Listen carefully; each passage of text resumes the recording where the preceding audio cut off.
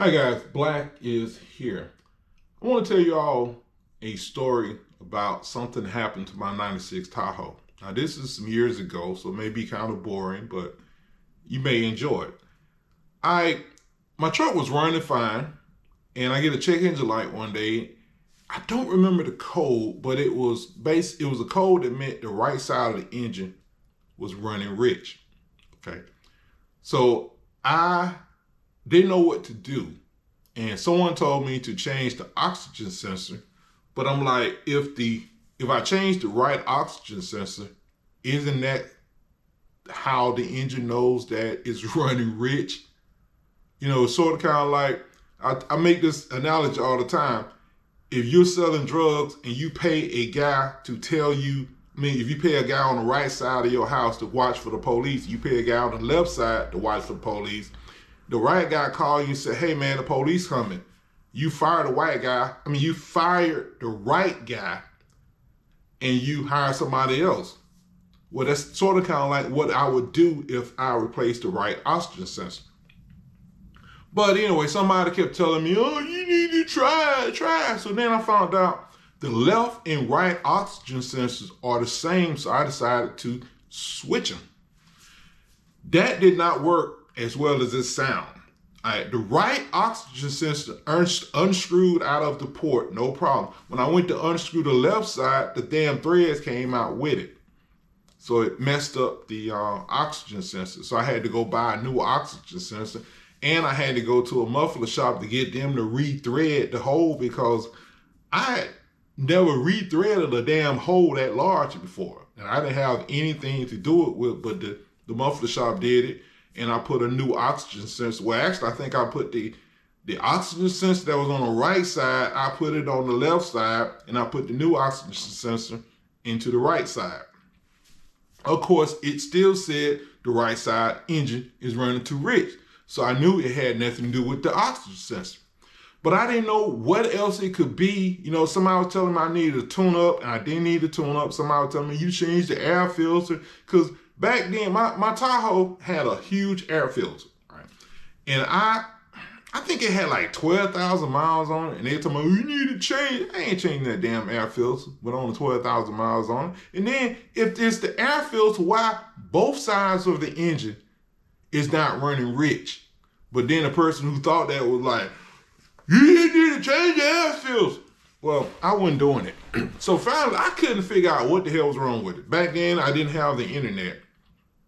This was back in this is around 2005 or 6 when I first got the damn thing. I got it in 2004. So it was about maybe 2005, 2006. I don't know.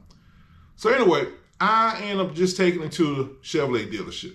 Right, took it to the Chevrolet dealership. They looked at it and came back and told me that the upper intake was cracked, and they wanted to charge me $1,750 to fix this. And I'm like, the upper intake is cracked. I'm like, wait a minute. If the upper intake is cracked, it would be sucking in air, and it wouldn't be running rich. It would be running lean. To myself, I'm thinking, but I didn't argue with them. I just took the paper they gave me and left because I wasn't paying. Hell, I didn't have, back then, $1,750 was a lot of damn money. I mean, it's still a lot of money now, but I can put it on a credit card. Well, hell, actually, I got $1,750 in the bank. But back then, I was broke. I didn't have no damn $1,750.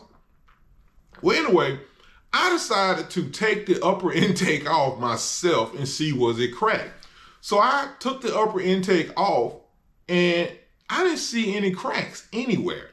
But what I noticed was under the upper intake, you know, this 96 Tahoe had the central port fuel injection, right? A spider injection, as people call it. And I noticed that there's a fuel pressure regulator on the side of the spider injection. And I noticed that whole intake area, it's got carbon buildup. Everywhere, everything's got carbon buildup, except for right below the fuel pressure regulator. Below the fuel pressure regulator is spotless. And then I noticed that gasoline is dripping out of the fuel pressure regulator. And that's why that place, that area is spotless. I mean, it was no carbon at all. So basically, the fuel pressure regulator was leaking. And think about it, it's on the right side of the engine. So that explains why the right side of the engine was running too rich. Okay? So I ended up replacing the fuel pressure regulator. I think it was like $50, $59, something like that. Put the damn thing back on, put everything back together, cranked the truck up, and the truck ran perfect. Did not have any more check engine light. And I'm thinking, oh, by the way, the intake wasn't cracked. So I'm like, them motherfuckers was gonna charge me $1,750 to replace a $59 part. That's crazy. That is freaking crazy. But also, this was Airport Chevrolet. I think it was called Airport Chevrolet Metropolitan Parkway. They're no longer there. I wonder why. Dre, y'all have a good day.